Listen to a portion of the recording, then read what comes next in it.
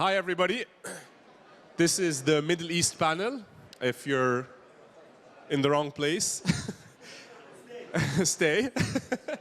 Let's make this interesting. So it's an honor to be here with some of the biggest names in the Middle East. We have Fadi Ghandour from Jordan. We have Dilek from Turkey. And we have Neda from Kuwait. Thank you. And that gives you quite a reach of the Middle East. So we're going to start off with a bit of an intro of each of you. Can you give us a bit about your backgrounds, what you do, what you did in the past, and Me? ladies first. Yeah, Ladies, Dilek, okay. please. Okay. Dilek Dayinlaru. I'm a venture capitalist based in Istanbul. I focus on early stage investments, mostly in Turkey, but we also have investments in US and in the region too. And yeah, that's me. Perfect. Neda? My name is Neda. I'm from Kuwait, born in Egypt, studied a little bit in Saudi Arabia, finished my MBA at IE Business School here in Madrid in 2010. We started Brilliant Lab. It's a startup accelerator based in Kuwait. And our main focus is to identify early stage idea that worth investment from our part of the world. And Fadi? I am Fadi Ghandour. I'm the managing partner of Wanda Capital, which is a regional VC focusing on, well, obviously, tech across the Middle East. I'm also the founder of Aramex, which is one of the leading emerging markets logistics companies. 33-year-old business. Okay. So this is going to be a bit of a walk back through history to see what's going on.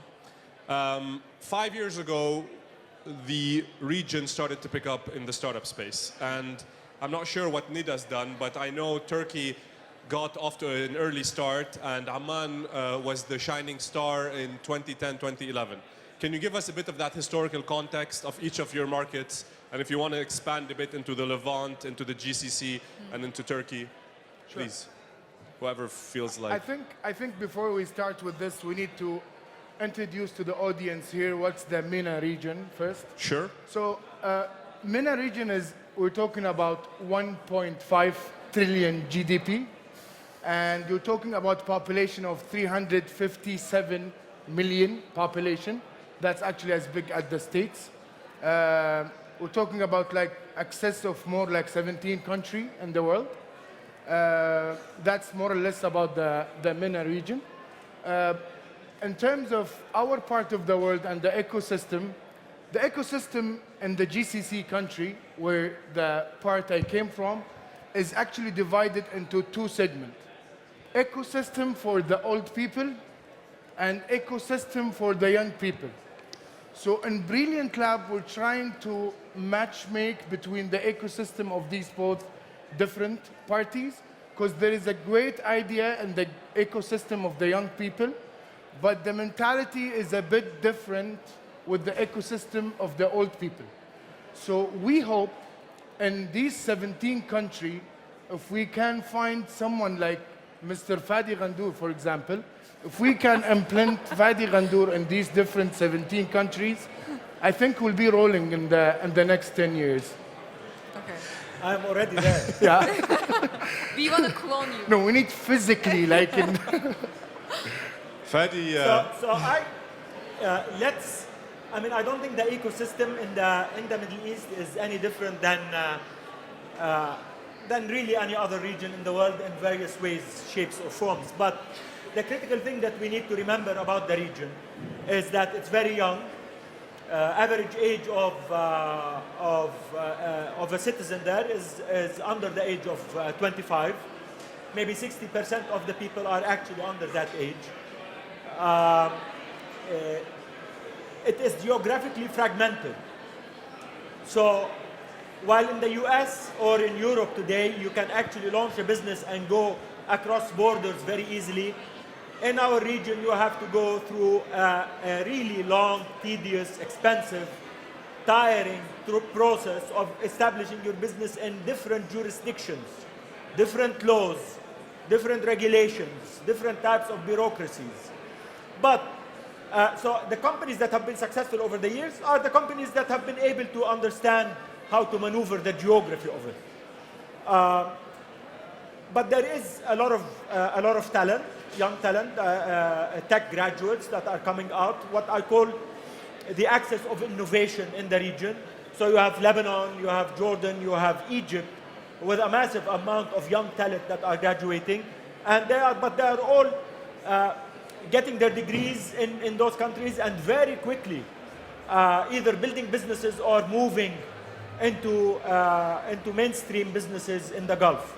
So they're joining the telecom companies, they're becoming chief technology officers, and they're coming to Dubai, where Dubai is becoming and has become for the past several years as the hub of tech, the hub of e-commerce, the hub of access to markets. So even a Kuwaiti today, when he wants to build his business, as he starts in Kuwait, he wants to think very quickly that I need to establish myself in Bahrain, in Dubai, so that I can move across borders, specifically to Saudi Arabia, to South Asia, India, Pakistan, and even in some cases to Southern Europe, and certainly to Africa.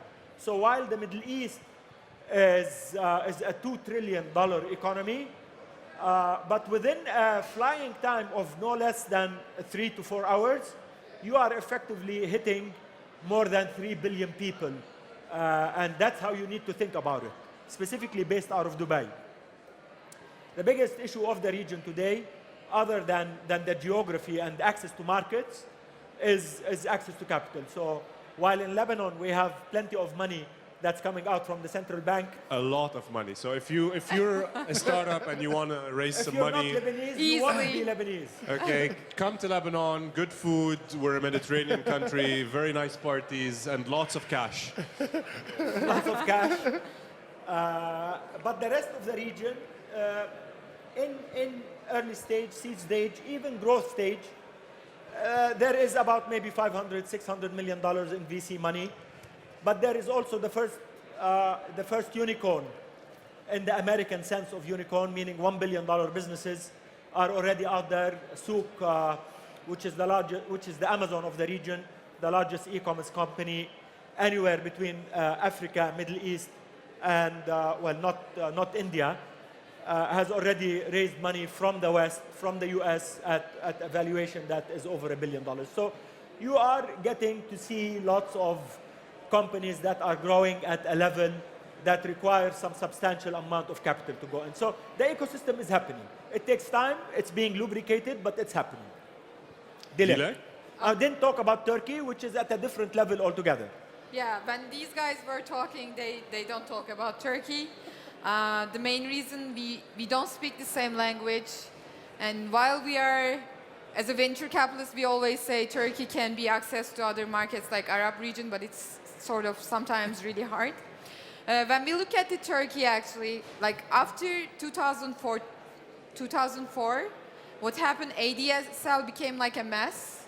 And after that, everything started to change. Like a lot of first generation of internet startups started to build, and they have been growing really fast between 2004 and 2008. Also, Turkish economy was growing like crazy. Like I went to study in US in 2004. When I was back, I was shocked. Like everything was getting better. I mean, people were getting richer, middle class were getting bigger and bigger every day. Your consumer class and market was growing. And during like 2010 to 11, e-commerce like literally boomed in Turkey. Like we started to see a lot of vente privé model, let's say. In Turkey started like Marcafoni, Trendyol, which get investments from Kleiner Perkins. You may know it's one of the biggest prestigious venture capital firm in Silicon Valley. And we have seen a lot of exits. But then what happened is that hype is actually boosted.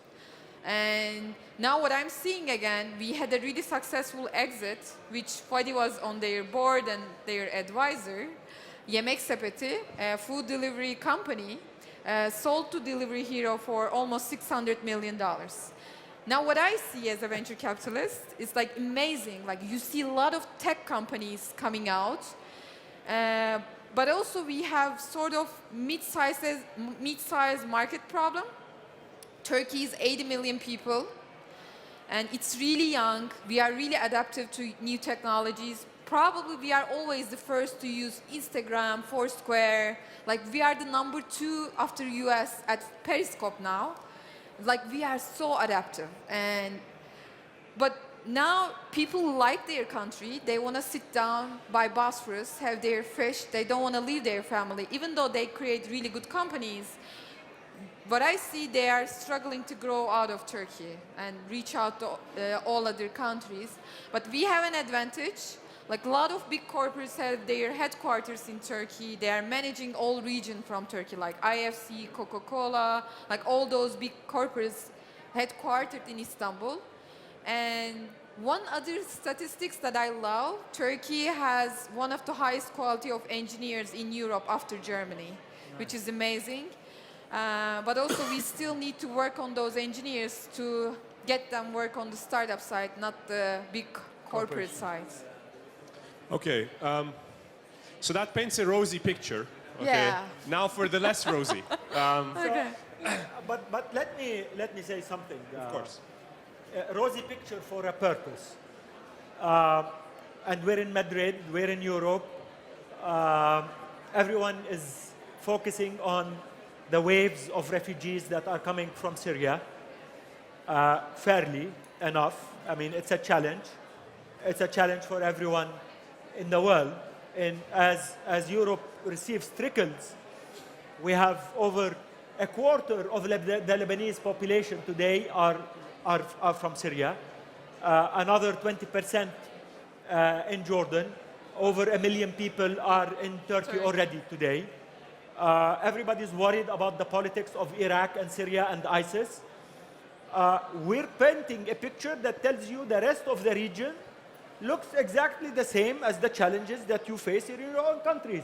It is not, I don't wake up in the morning and think, when is ISIS going to come and take my home away from me or cut my head or cut me to pieces? As we are worried about them anyway, but people go about their business every single day, building their businesses, building their startups, trying to figure out the way they are going to manage in a complex world of startups. So we just need to do that because that's the reality of the region. So every country has its own story. Of course. So I just flew in from Singapore. I was on a 2-week trip to Southeast Asia and Eastern Asia. And I can tell you that for a country like Korea, South Korea, that has North Korea on its borders, they don't worry about the North Koreans invading every day. They get up in the morning and they shower. And they are one of the fastest growing emerging startup ecosystems around the world. Yeah. Now, yes, there are some issues in Libya, some issues in Syria and other places. But I think as a region, we have managed to be pretty good at keeping issues where they stand and maintaining our own economies and moving forward without necessarily belonging to that movement. The challenges that I wanted to bring up are not geopolitical challenges, because that's another discussion for a whole different time. They're specifically challenges for what is it to have a person from the GCC, a person from the Levant, and a person from Turkey, okay, sit here and describe the Middle Eastern and North African market. And Turkey. And well, that's the question. Is Turkey in the market or isn't? Well, they're confused. I mean, they're somewhere between Europe and the Middle East. It's that Bosphorus. You have to figure that out. But basically, the problem is it really a contiguous market? Because if it isn't, because you mentioned that you have so many different things, then why do we keep on referring to it as a contiguous market? Just because we all speak Arabic? Not really. Do we even understand each other when we speak Arabic?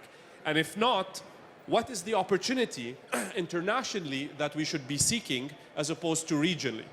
For example, as a Lebanese, do I have a better chance of catering to the European market than I do to the GCC market for whatever reason? And that's what I would like to hear from you individually, because there's a bit of a challenge in saying that we are a contiguous market, come to Jordan and access the Arab market. That, seriously, I mean, It's not that easy. You come to Jordan, then you have to go to Dubai, and then you have to go to Saudi, and then you have to go to everyone on its own. So I would love your thoughts on how that challenge, whether that challenge is real, and how we are overcoming it by either trying to make it a market or by looking at other markets that are within our reach that may be more conducive to access. Well, basically, if we're talking about the challenges in our part of the world, I think that's mainly my personal opinion. There is like mainly two challenges that we face. First is we don't communicate properly to each other. I mean, what I mean by properly is we don't have like a certain methodology to communicate our needs or what we want to do, whatever in the country or in the region or in the entire area. So this is the first challenge. The second challenge is the trust. So I want to share a small story for the trust. I have a friend of mine in Kuwait. He approached his dad to buy a company. Like the guy would like to buy a company and to develop it. So the first question his dad gave him, like, what's the assets inside the company? He said the asset is a website. So absolutely in the same second, the dad was kicking his son out of the room because no way he gonna spend an amount of money buying a company with not really less amount of assets with a certain amount of money. Today, this company actually done the biggest exit in the region of the GCC, which is talabat.com, for example. And the exit happened from a foreigner company, which is Rocket Internet. So the amount of trust that if this person will be weighted for like a local or a regional, for example, a financial arm to take this company up to the next level, he'll be suffering. But because there is a very nice mentality between like the West money or the European money and what they want to do with it in our part of the world, that's why the exit happened. So that's the second issue, is the trust and the communication. That's as per my personal opinion. Fadi? So the reason we call the Middle East a market is one, yes, language is important, but each market has its own unique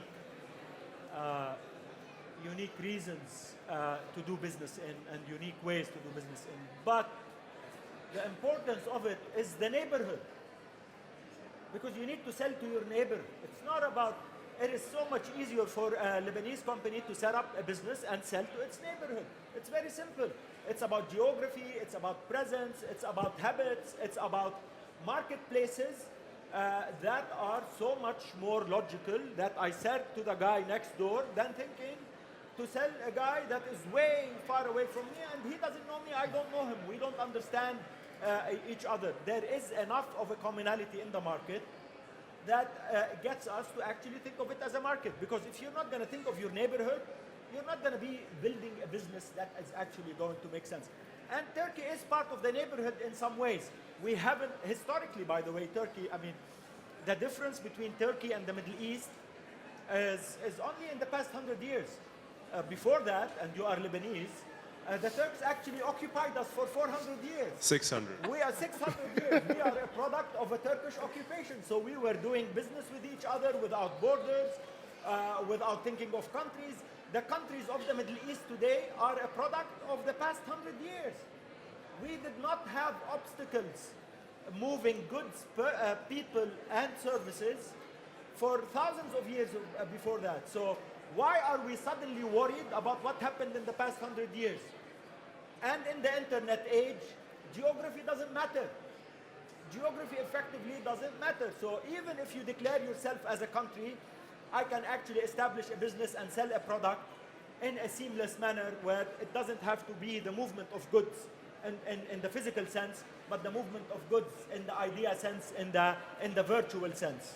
Okay. And Turkey today is looking at the Middle East as a natural extension. I know, because I sat on the board of Yemeksepeti, which did the bigger exit than anyone else out of Turkey. And my job at Yemeksepeti was, how do I get a Turkish company and help a Turkish company expand their products into the Middle East, and they effectively became one of the leading food delivery businesses in the Arab world. It's a Turkish company. What you need is patience and time and a local management team that is able to translate from the original business to the local business. Even Facebook today has a huge number of people in the Arab world. Why? Because you cannot manage the Middle East out of Silicon Valley anymore. And Google has a huge group of managers in the region based out of Dubai.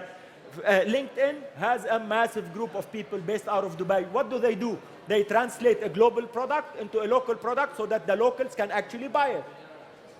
So culturally, and I'm going to just interrupt before we go to Dilek. Culturally, we all drink Turkish coffee.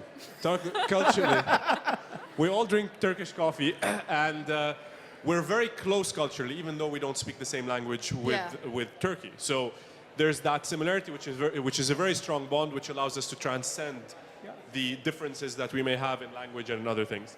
Do you feel that, Dilek? I think I also feel that it's also a marketing issue. As a Turkish company, let's say Turkish software company, when I go to Europe, it's harder to sell when I go to Middle East because I already have relationship that I built it like in the past, or Russia is easier for me because Turkey is doing massive job in Russia, doing other businesses, or Eastern Europe, let's say. As I say, it's also marketing issue. Like being a Turk is not, it's a good thing in Middle East than in Europe probably. We love Turks. Yeah. But what you need to know is the most popular TV series in the Arab world Are Turkish. is a dubbed Turkish TV series. So Yeah. I mean, and Muhannad is the love of every. my God. Muhannad is a Turkish male superstar that all Arab women love. They love him, absolutely. Fadi, you know too much about Muhannad. Actually, I've been to Morocco, and when I was there, everybody was talking about Muhammad, and they The Turks don't even know him. they felt that I'm a friend of him or something. They were all asking about him. Do you know him? And where does he live? Yeah, it really affects culturally. Okay. So now that we've established that there is a commonality, how do we attract this audience to come and visit us? Come and visit. Come No, and we visit. got to do a better pitch than that. So how do we get you? If after all the shouting we've been doing now, we're not successful. I mean, look, we have Burj Dubai, we have nice beaches, we have Beirut and Lebanon. Your country is the Switzerland of the Arab world. You can ski in the morning and swim in the evening. It's like one big happy family. Business-wise. Business-wise. So how do we get? We're in Madrid, okay? How do we get closer to Europe? The basic thing that you need to think about, other than the challenges that we mentioned, and every market has a challenge, so let's not kid ourselves. Yeah. Every market in the world has a challenge. You need to think, is this a product you want to sell to the Arab world? Is this a product you want to sell to the Muslim world?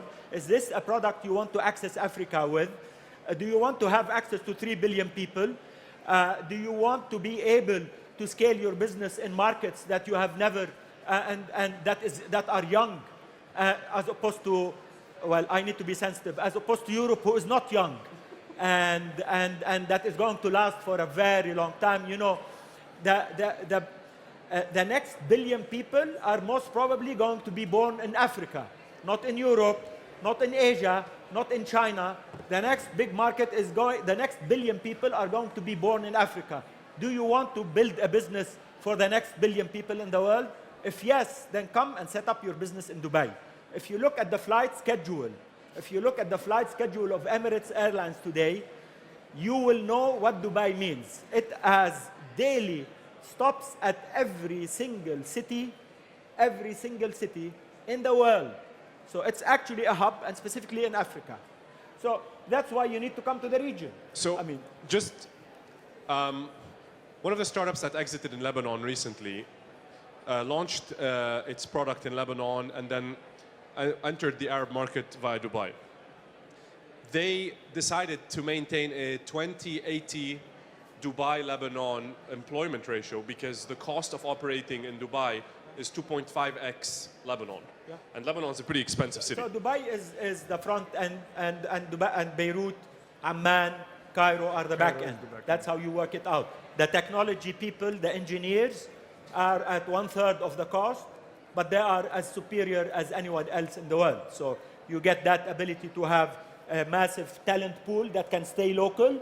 And if you want to actually have your front end, your sales, your business development, then Dubai is the place to be. Okay, and do you feel this is relevant as well to Turkey? Or Turkey is just its own silo and it doesn't really depend on Dubai? I think Turkey stays like a silo by itself, other than like. Because they have a huge market. No, Yeah, of we course, have a it's, big it's good. market. It's good to have. It would have been great to have an Egyptian with us so that we could actually discuss the other big market in the Arab world. Actually, what we think, we should go to Dubai and like use them as an accessible market too. Like if we create those products in Turkey, like engineers with great engineers, Dubai is one of the best places that we can go and launch. And a lot of software companies selling their products in the Middle East like crazy now. So you need to think of Turkey as a $1 trillion economy. It's all domestic. So there is enough of a domestic market for companies to actually survive without initially going out of their borders. So a company can actually build and grow and scale in a 70 million people market. Its GDP per capita is over $12,000. And every single Turk has a credit card. In the Arab world, we have a huge problem of adoption of a credit card. It's a cash economy. E-commerce in the Arab world, 75% is cash on delivery.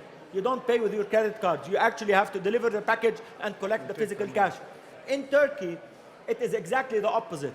It is 80 or 90% credit card Yeah, 85. and 10-15% cash on delivery. So there is enough of a market to justify a startup to start in Istanbul, build in Istanbul, scale in Istanbul, and then maybe 5, 6, 10 years later worry that I want to be outside of that market, and then they come and look at us. Yeah, but also that creates another, like it's amazing thing that we have a big problem, but it's a problem too. It's a problem, yeah. They don't think about going global, and it's really hard to change by the time because it's in your DNA it's Yeah. in your culture. If you create a company all about Turkey, it's really hard to go outside of Turkey too. Okay, so one quick one-liners from each of you about your market. Just a pitch, a sales pitch, very quickly, one-liner, then we hand it over to the audience. What is the most compelling thing to come to Kuwait and be part of the Kuwaiti startup ecosystem? Well, I promise you, if you come to Kuwait in summer, I'll let you enjoy 60 degrees Celsius. So that's, I'm sure no one have been experienced this. This is number one. Number two is, I mean, in terms of really market, like in GCC, we have a very nice market access into venture capital and VC fund in the GCC area. So you can access your company or your startup to this money. They don't have any problem of investing on foreigner startups. The third point is come enjoy Dubai, the Las Vegas of the Arab region. Dilek? What I can say, it's a big economy. It's a really young population. And what I see now, a lot of Europeans coming to Turkey make angel investments because they see it's like we are growing. Still, we are really like growing really fast. And we have a huge talent pool, which are a perfect storm for creating our ecosystem. And I can say that like it's changing drastically in the last 4 to 5 years. And it's going to grow better and better every day. Fadi? I think I've said... You know all the ecosystems. Yeah, he knows. I know all the ecosystems because I invest in all of them. Yes. And in my previous life, What's the most exciting one today? in my previous life, I built a business that has an operation in every single Arab country. So I know the headaches that it takes. But I know that once I was able to be present in every single Arab country, I saw the power that my company had on a global basis. When I spoke to other companies or to clients about a market, I said, when I would say, I am in a 350 million people market and you don't have to think about the geography or the challenges, then you have created a superpower. Yeah. And we felt at Aramex that we can actually negotiate with multi-billion-dollar businesses on an equal basis. That's quite powerful. What is the most exciting market? There are there are 3 markets that are excited in the Arab world, 4 markets, if you want to include the MENA region. With all due respect to everyone in the GCC, there are 3, the UAE, Saudi Arabia, and Egypt make 85% of the market. If you add Turkey to them, and then eventually Iran, when it opens up, then you are talking about no less than 450 million people with no less than $4 trillion economy. Is this enough for you to think that you want to overcome the bureaucracies and the challenges of the region to tap into that massive economy of a GDP per capita of maybe somewhere between $15,000 and $20,000 per person? So high, it's a high purchasing power region. And that's why it's exciting. So it's tiring for those of us who have been doing business there, but then the reward is quite substantial. Thank you. So, handing this over to the audience, any questions? I think we can take a couple if there are any. Hi, I'm Maximilian. My question is, do you believe that Iran will be one of the most powerful key player in the region for the future? Are you asking if there will be a powerful key player? Yeah, so for the digital market. Yeah, it's a big market. You know, it's a 70 million. Iran, you need to look at Iran as we look at Turkey. Yeah. So it's a 70 million people economy. It's even though it's oil-based, it's been under sanctions for quite a few years. They're quite an innovative and creative group of people. So it's a big market. Absolutely. You need to think of it as a market that you need to be present in if you want to be in the region. Also really educated people and really hungry people too. They are really hungry to new things. Highly educated. Highly educated, yeah. One of the key point about Iran is the country, they have their own self-made product. They have their own airplane, they have their own cars, they have even their own Coca-Cola. So it's a really strong market, and it's a hungry market to open to the world. And I think if you're asking like about Iran, like if they have the power for the near future, I think Iran already have the power. Actually, I want to share my experience. Like, because Turkish airline is big and people, a lot of connections from Istanbul to Iran. And a lot of my American friends are stopping by in Istanbul lately because they want to go to Iran. Like, it's been getting crazier lately. The best way to describe it in a recent visit was, imagine you have a globe that's not connected to anything. And in it, you have a gender equal society. You have higher education to the majority of the people. You have 4G infrastructure, amazing everything from technology to roads to industry. And all it needs is a connection to the outside world. And that the simplicity of that connection, if the SWIFT system is opened up to Iran, just SWIFT, I think the whole region will change, because it's 80 million, 70 million people that will be accessible, that are hungry, that are ready, that have everything. It's not like you have to go build anything. It's all there. Yeah. So I think we'll see. We'll see. Give it 6 to 12 months. Any other questions? Sure, Liz? Oh my God. Do you have a question? You think I'd be tired of talking at this point, but I was thrilled I caught this panel in particular. Specifically, Dilek and Fadi, for Istanbul and Dubai, how receptive is it to international entrepreneurs or investors coming in? Like, do you really need local partners? I know Dubai is super international, but I get the perception it's mostly expats and international companies. But if you want to start something there, or if you want to invest in local companies there, how easy is it to actually like penetrate that network and get access to good deals or do good business there? I would recommend to have local partners first, for sure. We are really open to people, international people. You can do a lot of business in Turkey, but language can be a big barrier to do business with local people. And also, we have a visa problem.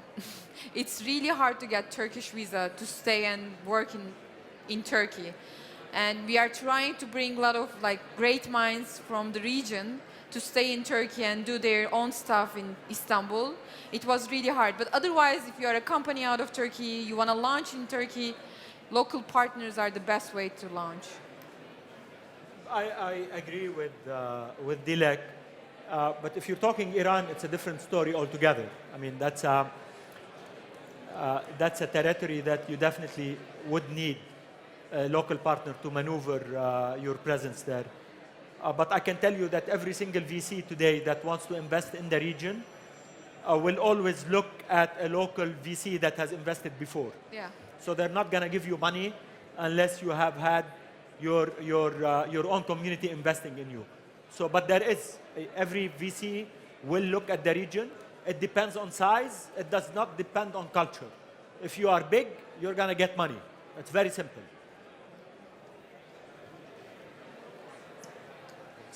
I think we're done. Okay, so done? I think we're out of time. Thank you, you. Liz, for that last question. I Thank don't know how you. you still are up and about. Thank you. you, panelists. Thank you.